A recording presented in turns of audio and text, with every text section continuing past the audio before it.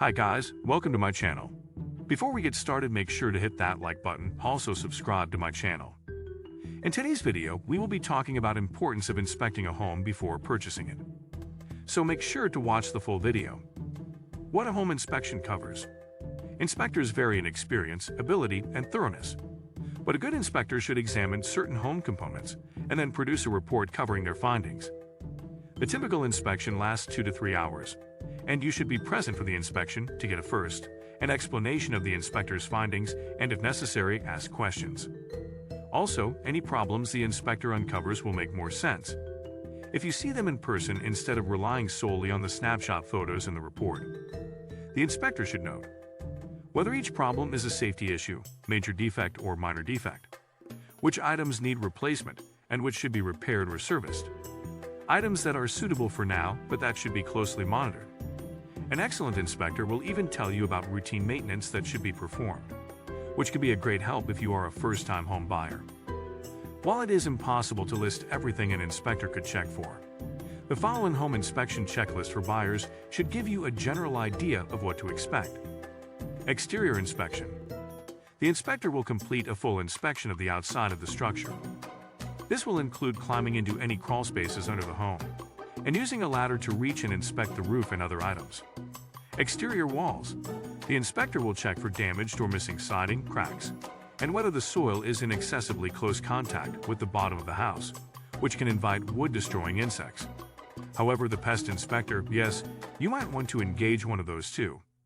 Not the home inspector, will check for actual damage from termites, etc. The inspector will let you know which problems are cosmetic and which could be more serious. Foundation. If the foundation is not visible, and it usually is not, the inspector will not be able to examine it directly. Still, they can check for secondary evidence of foundation issues, like cracks or settling. Grading. The inspector will let you know whether the grading slopes away from the house, as it should.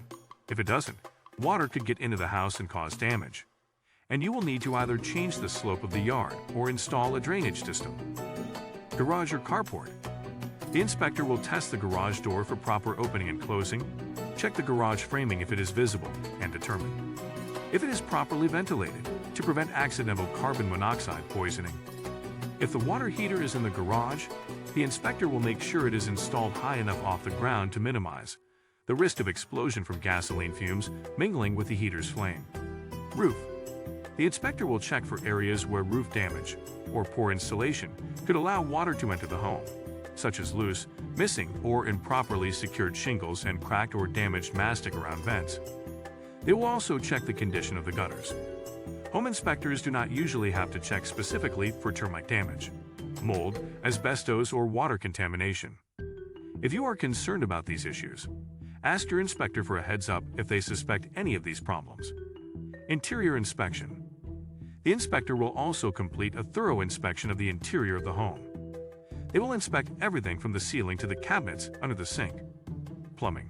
The home inspector will check all faucets and showers, look for visible leaks, and test the water pressure. They will also identify the kind of pipes the house has if any pipes are visible. The inspector may recommend a secondary inspection if the pipes are old, to determine if or when they might need to be replaced, and how much the work would cost. The inspector will also identify the location of the home's main water shutoff valve. Electrical. The inspector will identify the kind of wiring the home has, test all the outlets, and make sure there are functional ground fault circuit interrupters, which can protect you from electrocution, electric shock, and electrical burns. Installed in areas like the bathrooms, kitchen, garage, and outdoors. They will also check your electrical panel for any safety issues, and check your electrical outlets to ensure they do not present a fire hazard. Heating, ventilation, and air conditioning, HVAC.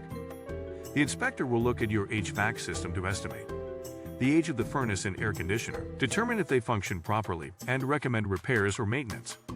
An inspector can also give you an idea of the age of the home's ducting, whether it might have leaks, if your home has sufficient insulation to minimize your energy bills, and whether there is any asbestos insulation. Water heater. The home inspector will identify the age of the heater and determine if it is properly installed and secured. The inspector will also let you know what kind of condition it is in and give you a general idea of how many years it has left. Kitchen appliances. The inspector will sometimes check kitchen appliances that come with the home to make sure they work, but these are not always part of the inspection. If you think you'll want to keep them, be sure to ask which ones are omitted so that you can test them yourself. Laundry room. The inspector will make sure the laundry room is properly vented. A poorly maintained dryer exhaust system can be a serious fire hazard. Fire safety. If the home has an attached garage, the inspector will make sure the wall has the proper fire rating and hasn't been damaged in any way that would compromise its fire rating. They will also test the home's smoke detectors. Bathrooms. The inspector will check for visible leaks, properly secured toilets, adequate ventilation, and other issues. If the bathroom does not have a window or a ventilation fan, mold and mildew can become problems, and moisture can warp wood cabinets over time. Not covered in a home inspection. A home inspection can't identify everything that might be wrong with the property. It only checks for visual cues to problems. For example, if the home's doors do not close properly, or the floors are slanted, the foundation might have a crack. But if the crack can't be seen without pulling up all the flooring in the house, a home inspector can't tell you for sure if it's there. Some areas inspectors won't look at include: inside walls won't cut open drywall or insulation, inside pipes or sewer lines, inside chimneys, behind electrical panels. Furthermore, most home inspectors are generalists. That is, they can tell you that the plumbing might have a problem, but then they will recommend that you hire an expert to verify the issue and give you an estimate of the cost to fix it. Of course, hiring additional inspectors will cost extra money.